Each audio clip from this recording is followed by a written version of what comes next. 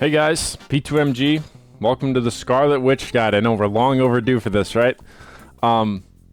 So, first of all, for those of you who have not seen my content before and are just seeing my channel for the first time, I'm a Scarlet Witch one-trick this season. What I do is I try to pick characters that people notoriously shit on a lot. They say, oh, this character sucks, they can't do anything.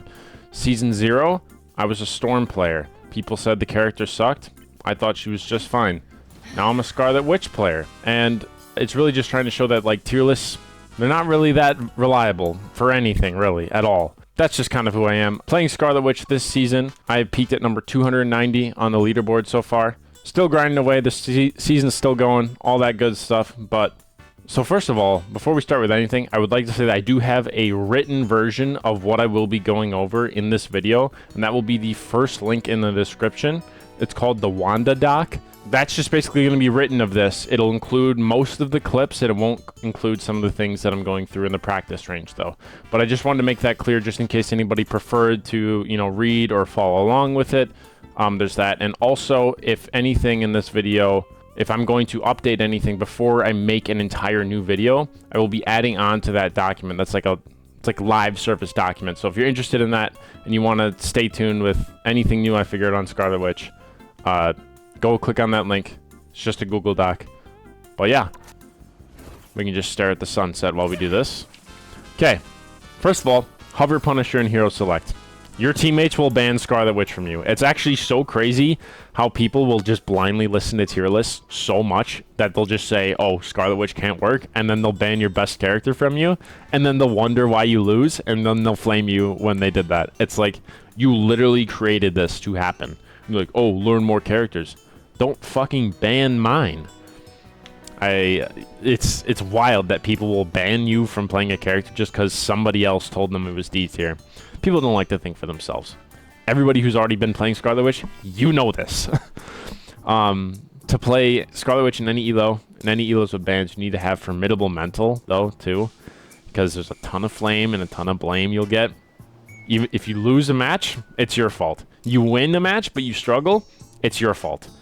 Unless you're MVP, 50 kills, 50 final blows, it's your fault. So, like, lock the fuck in. It's actually brutal. It's not fun. I've had days where I'll just turn off voice chat just because that's really bad. So, yeah, I'd recommend doing that. And because the community likes to glaze their favorite streamer with tier lists and meta shit, I mean, they already are forcing 3 supports despite it having the lowest win rate. We already did a whole video about that. It's not the place for this. But the next, don't shoot anybody but a healer, okay? You don't do a ton of damage. This character doesn't do a ton of damage. But your utility needs to be just killing healers. Picking them off, that's your job. Or getting squishies, any of that. You're kind of like a flanker sort of style. We'll get into positioning later about all of this. Comms win games. And so don't be negative and don't be toxic ever. If you guys are watching this guide, please let that at least be like your only takeaway. If you tell somebody, oh, you're fucking shit, dude, and the match isn't over, do you think that it will make them play better? Because it won't. It can only make them play worse. So there's no point. Just fucking bite your tongue. Be positive. It's fucking fine. We're all here to have fun. That's why we're playing a game. Okay? Then additionally, just know that it's kind of it's a Sisyphus boulder, this character. Your win rate might be 60% with teams that are all trying to win, but you get the minus 10% Scarlet Witch debuff because you'll have teammates who will int or just give up after one fight or push because they're like, oh, this guy's trolling. He's playing Scarlet Witch. Not much you can really do about that. Okay, now we're going to talk about positioning a little bit. So I like to use like a rubber band metaphor to explain how to position with Scarlet Witch. Now, where else but paint to explain this metaphor? Okay, so here's your team, okay? There's going to be a few things we're going to go over with this, so just like lock in for a second. Here's the point, and okay, we'll start here for now. So, basically, when I think about Scarlet Witch, now think about, let's say we have like a peg here, right? This is like, think about real life. We have a peg. And now we have a rubber band attached around this peg. Now, you can take your finger, and you can pull on this rubber band, and it'll stretch. Yay! We love a stretchy rubber band. That looks like a penis. Fuck. But, you can stretch the rubber band, but If you pull it too far, what's going to happen? It's going to snap. Okay? That's how I think about Scarlet Witch with her positioning. Okay? So if we come over here, we'll use red because that's Scarlet Witch color. Slay boss. Scarlet Witch, you know, I can move in. I can probably harass their backline right here. Let's say the backline's here. Harass them. But I cannot do something like this and live in the backline here. Not really her character. Her shift charges just delegate too much of what she can do. So think about that. You can stretch a rubber band, but don't pull it too far. That's a metaphor, and if you think about that when you're positioning, should be very good for you. That's what I thought about the entire way up to top 500 with her. So now, general positioning guidelines with Scarlet Witch. When do I go in with my shift? You know, all those kind of answers. When do I make this character useful? Here's your team here. Here's the point. So your team moves up here. Now we'll actually have an enemy team as well to make this make sense. Team moves up here. Enemy team moves up here. Everybody's fighting on point. They're fighting like around point pretty much. Like this is like they're clashing here. Okay. Healers. They're looking at them. DPS. Also like looking over here trying to secure the point. Now this is what I like to call frontal pressure. The teams, they're focused on each other. Like the mass like fighting. Tanks are beating each other up. Healers are trying to keep their tanks alive. You know, like just fighting. They're fighting. Frontal pressure. There's pressure at the front. But what I really mean when you get down to it is that healers and like DPS are looking towards somewhere where you're not. So healers are looking to try to keep their tanks alive. You come in. Okay? You harass the healers, you kill them. Harass DPS, kill them. Okay? Healers first always. Remember that. That's very valuable. Now, you don't get this across. Let's say little old healer tries to run away. Okay. Now, their tank on point is not getting healed as much because the healer's running, because you're harassing her. Or you actually end up killing the healer. Now your tanks have more pressure on point, and they can take point better. So will the rest of your team. Okay? Let's say you don't even kill the healer. You just hang out over here, but the healer looks at you. The DPS looks at you. Okay. Now you just turned this into a 5v3 because two of them are looking at you and the rest of them are on point. Or 5v4. Sorry, I'm thinking about Overwatch 5v5. Turn that into a 5v4. You have numbers now. This character has a get out of jail free card, so you can just like mess them up in the backline and get out with no punishment. But their punishment is dedicating resources to you. So think about that in combination with how far you can stretch this rubber band and make sure it doesn't snap, and you'll be golden on Scarlet Witch. Okay, now to start off, I will say that my crosshair, it looks a little bit interesting. So what I have is the sides of a circle so that I can see like through this, and then it's like kind of pretty much where a right click will land. It doesn't really matter that much, but some people have said that it helps them hit their right clicks better when they have this crosshair. Because you don't really need to be like super precise with it by any means, but this is what I've been using like the whole time pretty much, is this little circle thing. I have the reticle code in the description as well, and then if you go to the Wanda doc, there's also, if the code doesn't work for you for some reason, that's also there. But starting off, we're going to talk about the left shift ability, which is Mystic Projection. And I have it first because it is the most important ability when you're playing Scarlet Witch, by far. Because everything you do on Scarlet Witch revolves around this ability. It's the core. It's literally the core. It's the engine of the entire character. It's a get out of jail free card. It's mobility to get up to high ground. When to use Mystic Projection, obviously, if you're about to take like a lot of damage, if a Bucky's trying to ult you, press shift, you know. If you see a hook coming, you see a stun coming, Magneto's going to throw his rock at you, you need to dodge an enemy ability of any sorts. Also just relocating to an off angle on enemy high ground.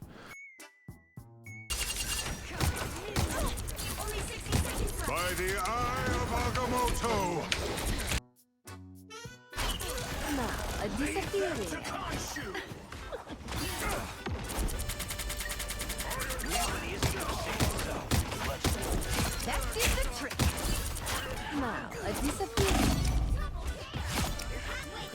Now, the biggest part about Mystic Projection is that you need to always watch the cooldown. Because if you look, most of you already know this, but it does not charge when you're in it. And it's an 8-second cooldown, so it's kind of brutal. You need to always be making sure that, like, when you go in, you have 2, or you're close to having 2, so that when you're, you know, outside of it, it'll charge up right away. You need to make sure you have 2. Make sure you have all your right clicks before going in. When you go in with this ability, usually I like to take high ground, because of the way your right clicks are. Like, if I don't hit a direct, like, it's still gonna splash and hit them on the floor. That's why high ground's really good on Wanda.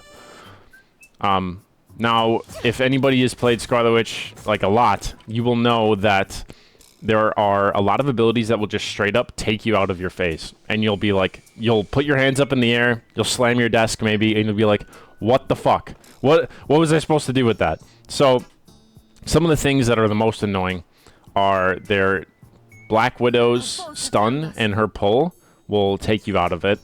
Spider-Man's pull will take you out of it. Hella E will take you out of it if you're in the startup, and same with Magneto's right click. So by startup, I mean, like, so if you watch really closely here.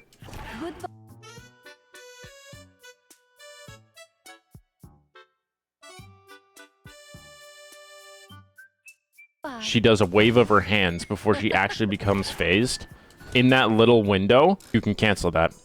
And then also Venom's tether, if he's, like, tethered to you, the thing where it's, like, around your body, that will damage you through the phase.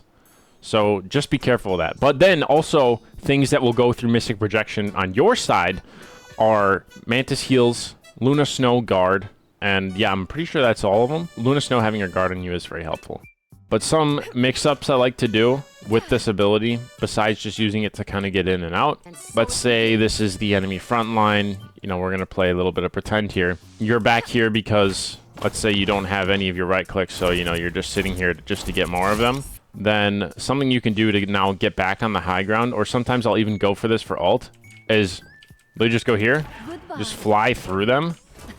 And then you'll, like, just be, like, right on them there. You can even use 2 if you need to, but I wouldn't recommend it. But, like, just kind of going through them. They never expect it, and it's a lot harder to track because you're literally going through their body. And I've done plays like this where I'll say, like, hey, Magneto, do you have bubble? Because you want to communicate that with your Magneto if you're about to ult. You'll fly into them, and then, like, I'll pop up here, and I'll say, I'm going to appear behind them. So I say, like, I'll appear behind them, or I'll appear above and behind them, and then he'll know where to look for me, and it's not too far range for him to miss his bubble. So there's a little bit of mix-ups you can do with that, and then also, like, kind of, like, doing, like, a little bit of this, if you have the space to do it. But, like, if I needed to get up to this ledge, you know, don't do a mix-up, because you have to get there. But there's ways you can just do that, because when I think about Scarlet Witch, she's easy. Learning the mechanics of the character, very easy. But then now, the game itself and learning how to position perfectly, target prioritization, and all of that stuff, that's what makes a character like this shine. Because they're easier, you have to be really good on everything else about the game. And that's what makes it really special to play. Something people don't know about Mystic Projection is you can pick up health packs in it.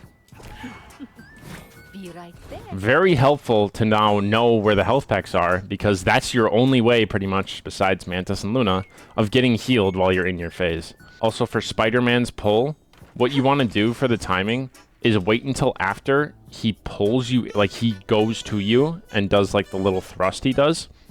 Wait till after he does that, then press shift, because that's the actual act of him pulling it. So, you have this. After that, you want to phase, and you will be fine then. And then also, one more thing is to use your environment more. You don't want to use your shift charges, like, a lot of the time. So using cover more and, like, weaving in and out, stuff like that, that's going to be really helpful for you to maintain your shift charges higher. Because this character is about not dying. When you don't die, you can increase your DPS because you're alive longer and you have more of a chance to do damage per second. Okay, next is going to be Chaos Control, which is your left mouse button. And this is, I think of this as a ability that can do damage. It's not going to be the big killer. It's nice for when there's a target that's, like, hard to hit, like a Black Panther dashing around. If you get, like, height on a Black Panther and you look at him like this, like, you're going to basically be hitting him the whole time. It's nice for that. It's nice for magic. It's nice for Spider-Man's, stuff like that, just because, you know, it's an auto-aim thing. But it's not your main source of damage by any means. It has its best use, like when you come back to your team, you want to hold this to build up your right clicks again, because your right clicks are your main source of damage. It's not terrible for just like killing tanks alone or like Groot walls and stuff like that, but it's better to just like use your target prioritization, focus on killing squishies. Healers pretty much only is the people you want to be shooting ever. And so like, because with the seasonal boost included, this left mouse button does 89.1 damage per second to a group. Next, we're going to talk about Darksteel. This ability is very good. I really like it. It's such a big disruptor, and sometimes it's like really janky. Like the hitbox is kind of janky, especially if you've played against the Scarlet Witch, you'll know this. But like you'll just be like stunned, and you're like, I'm not even in the fucking circle, because like even if your damn toe is in it, you're just gonna get stunned, and it's like an annoying ass stun. It's very annoying. Tons of uses though. My favorite thing is for a Doctor Strange portal interruption. It goes crazy for that. I'll show you a clip right here. Be right No there. Punisher again. No Wolverine. Yeah, it's a little bit They're scary. porting, the I Wolverine think. Just cutting me up. I'm opening a portal. You're not going anywhere. I stunned him. No portal. Nice. The goat. My goat. But yeah, basically when Doctor Strange is opening a portal, if you hit him with it, his portal's gone. It'll go on cooldown. So at the beginning of every round, what I like to do is push up and watch for if they're going to have a Strange, especially on that Wakanda map. And I want to throw my E at him. You're not going anywhere. People usually don't even bother to try and block it or anything like that, which is crazy. Especially, like, dude, I do this like every game in Celestial Lobbies. Like, people just don't expect this.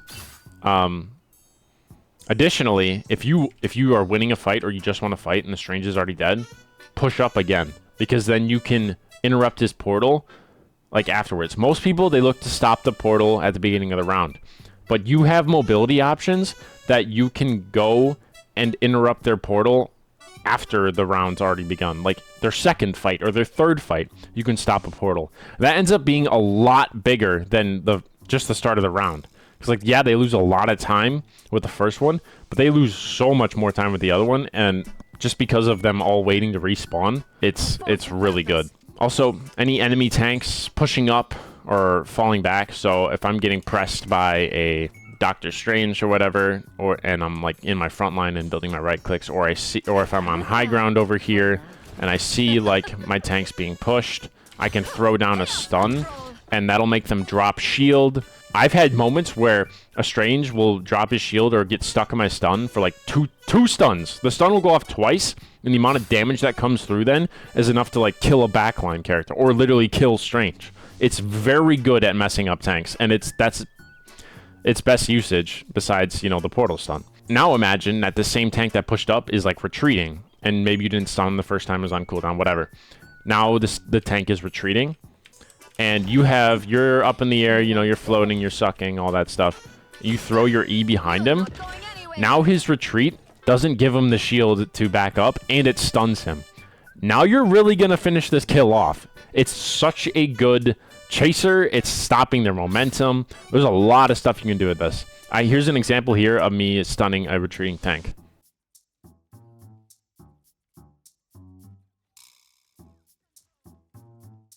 Okay, and it can also help you, like, for if a squishy is, like, chasing you down, or, you know, you're trying to run away from someone. Like, if I put it in this doorway here, you know, somebody's got to fit through this, and right above this stun. Like, that's pretty hard.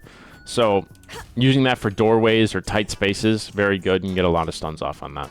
So now we're going to talk about Telekinesis, which is the passive, or not the passive, but spacebar, which you probably wouldn't even expect that there's, like, something to do with that, but you can't fly up on high ground and just hold space. Sure, you might be able to do it depending on your rank. If you're lower, you might be able to just hold space and get away with it. But what you absolutely do not want to do is just hold space, because let's say there's a Hela over here and she's got her eyes on me. If I'm holding space, is this not the easiest target to hit in the world? So instead, you know, look who's looking at you, look at all that stuff, and, you know, flutter it a little bit. You know, mix it up every time, though. Don't just mass spam it, and don't just hold it. You know, maybe drop a little, maybe even drop straight down all the time.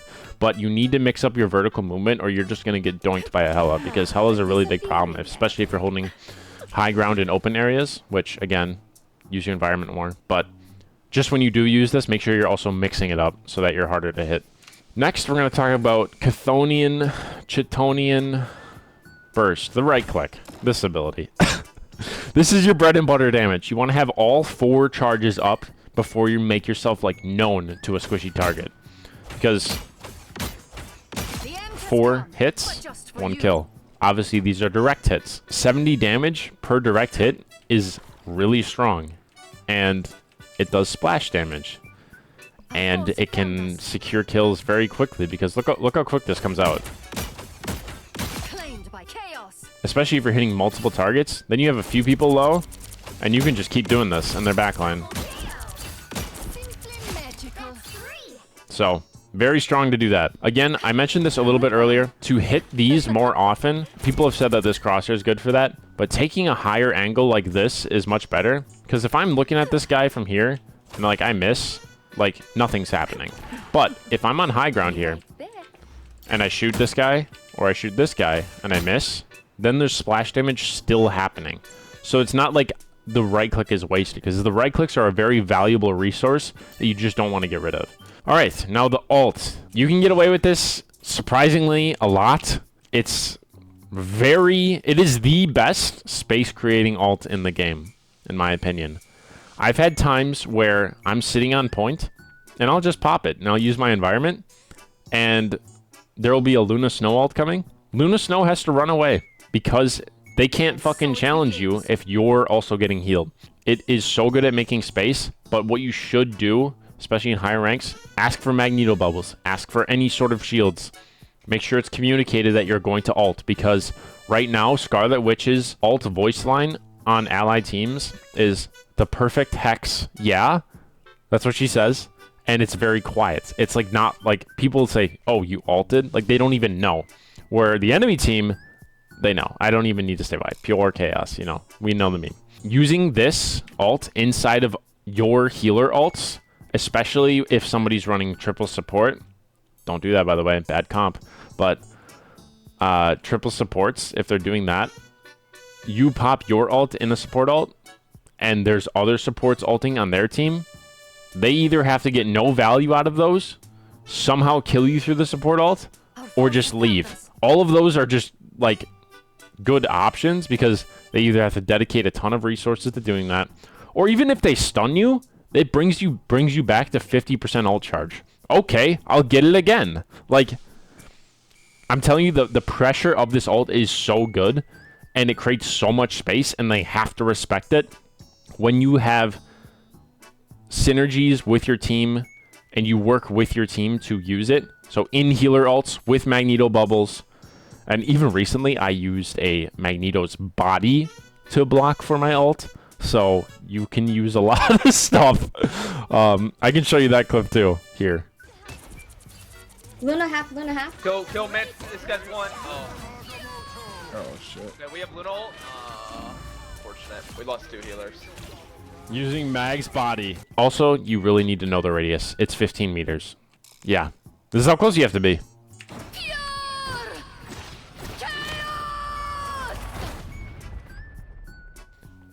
It's not even 15 meters, but it's probably just I used the wrong spot, but it's 15 meters is the same as Storm's range. For people who also play Storm, you'll kind of know what the range is, although you don't really look at it that much, but if you think about it, Wanda ult will kill Luna Snow here, but it won't here. Here, but not here.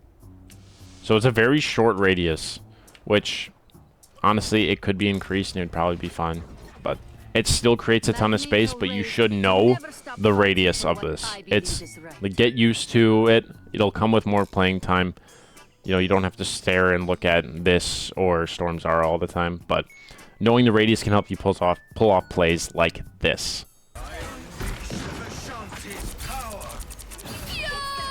I like the back. Big. Alright, cool. Yeah, I killed the cloak there, and I had to go lower to the ground, because that's when you get max range on your ult. So, just a list of all the ult synergies. Magneto Bubble. Have Magneto bubble you, not right away, but like a second or two into your ult. Also, don't just never use the environment either, because they can still burst you through the shield. I've had it done many times, because people like to use CC abilities like later into your ult, because you get progressively slower, so it's easier to hit you. Like, have Mag do it a little bit later. Usually, in like, if you're doing solo queue, they're just going to end up doing it later anyways, because they're not going to instantly hit you with it. So, and then another great support ult to use Wanda's ult in is Mantis ult. You're fast as fuck, and you're like pretty much unkillable. It's one of the best, if not the best synergy in the game. Invisible Woman. They cannot see the red exclamation mark when you ult inside of Sue's ult, and you're pretty much unkillable because of the healing. Very strong. You're just limited by the space of her ult, unfortunately. Luna Snow, because you're unkillable. Cloak and Dagger, because you're unkillable. This one's a little bit more annoying to use, because you have to be closer to the ground. And then also, the Wakanda maps with the fog event. So that fog actually hides the exclamation mark, just like Sue's ult. So here's an example of this. Wait, I got the fucking fog. Hold up. DPS in the log game.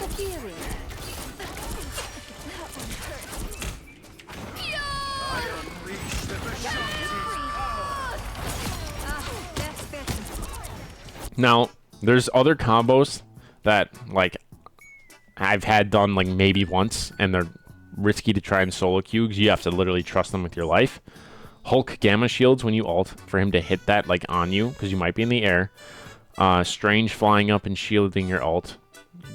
Him being grounded is fine for solo queue. I've ulted, like, behind pushing tanks. It's fine. But if you're going to do the Strange flying up and shielding you, probably have him fly first, and then you just go there, because his fly will last like enough to get it off.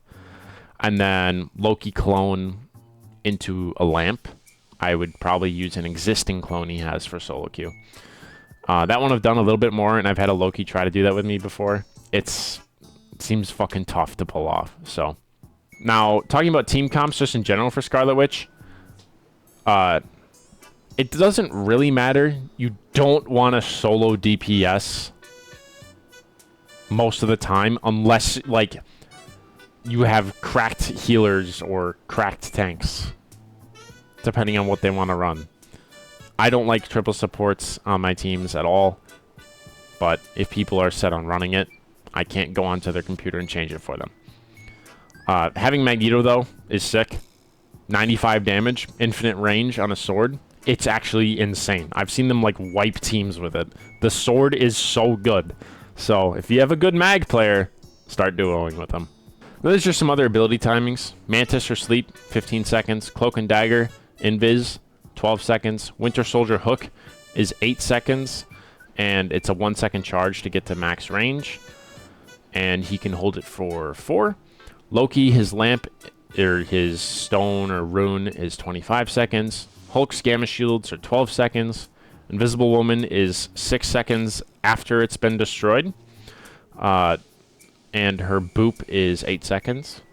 Magneto, his bubble is 12 seconds. And Luna Snow's freeze is 13 seconds. Okay, and now talking about counters to Scarlet Witch. Groot, just because there's so many walls, but it's not that big of an issue, but it is annoying for when you're trying to ult. Kind of negates a lot of it. Double shield, Magnetos, and Strange, also really annoying. Hulk, really big counter. He can jump at you in your ult if you're in the air, and he can just take you out of it. That's really annoying. But Hulk's normally, like, pretty much permanently banned anyways. Cloak and Dagger, the right click on Cloak, and ult charge is so quick that, like, sometimes you get to the point where you're about to kill the Cloak in the backline. She'll just ult, and you're like, how did she get that already? Because she charged it so fast. Loki, the lamps by themselves make me consider the ban, just to ban Loki. He's relatively easy to kill other than that, but because when he tries to go invisible or goes to his clones, you can just right click and it'll splash him and it'll take him out instantly. Hella messes up your high ground and off-angle pressure because she's just like a strong hit scan character. Doctor Strange, only an issue because of his shield, case-by-case ban. I'd like using Doctor Strange for portal plays or for... I just like playing against them because I can mess with them a lot. Now, Namor is kind of a counter. You can get charge on your right clicks from his squids, and most Namor players will just clump them in the same spot. So you just shoot like 2 or 3 right clicks, and then their squids are dead, both of them. But they're very annoying that you have to use a resource to then kill the squids. And then the last counter is your own team, because everyone hates you and their toxicity towards you throughout the match will lower your effectiveness on the character by a measurable amount. Need I say more? I'm P2MG. That's my Scarlet Witch guide for y'all.